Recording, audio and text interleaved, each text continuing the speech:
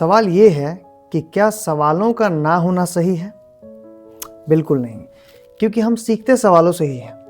अगर हम क्वेश्चन नहीं पूछते तो हम कुछ नया नहीं सीखते। उदाहरण के लिए, एक टीचर अगर स्टूडेंट को कुछ सिखाता है और स्टूडेंट उस पे गहन अध्ययन करता है तभी वो सवाल पूछता है। अगर वो सोचता है तो वो सवाल पूछता है। वो सवाल पूछ रहा है, इसका मतलब उसके सोचने समझने की क्षमता बढ़ रही है। वो कुछ नया सीख रहा है। वो कुछ सवाल पूछेगा तो टीचर उसका जवाब देगा, फिर वो कुछ नया सीखेगा, फिर वो कुछ क्वेश्चन पूछेगा। तो ये सवालों का जो काफिला है वो चलते रहना चाहिए, क्योंकि इसी से हम सीखते हैं।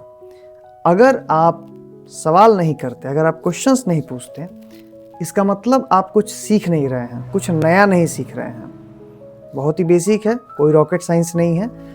सोचिए, आप अगर आप एक अच्छे स्टूडेंट हैं, स्टूडेंट का मतलब ज़रूरी नहीं कि आप स्कूल में पढ़ते ही हों, चाहे आप कोई भी हो, सवाल अगर होता है तभी आप सीखते हैं। आप चाहे बिजनेस भी करते हैं तो आप तभी सीखते हैं जब आप किसी से कुछ सवाल पूछते हैं, सामने वाले एक्सपर्ट से। तो अगर आपके पास सवाल नहीं है, बहुत सारे सवालों का ज़ख़ीरा नहीं है, तो इसका मतलब आप सीख नहीं रहे हैं। सवाल कहाँ से आते हैं? सवाल आते हैं ऑब्ज़र्व करने से। आप अपने आसपास की चीज़ों को जब ऑब्ज़र्व करते हैं, उन्हें ध्यान से देखते हैं, तब आप सवाल पूछ सकते हैं। अगर आप हर चीज़ को इग्नोर कीजिएगा जो आपके पास है, जहाँ आप रहते हैं, जहाँ आप जाते हैं, सवालों की कमी नहीं है, बस अवेयरनेस की कमी है। आप अवेयर नहीं होते, इसीलिए सवाल नहीं पूछते।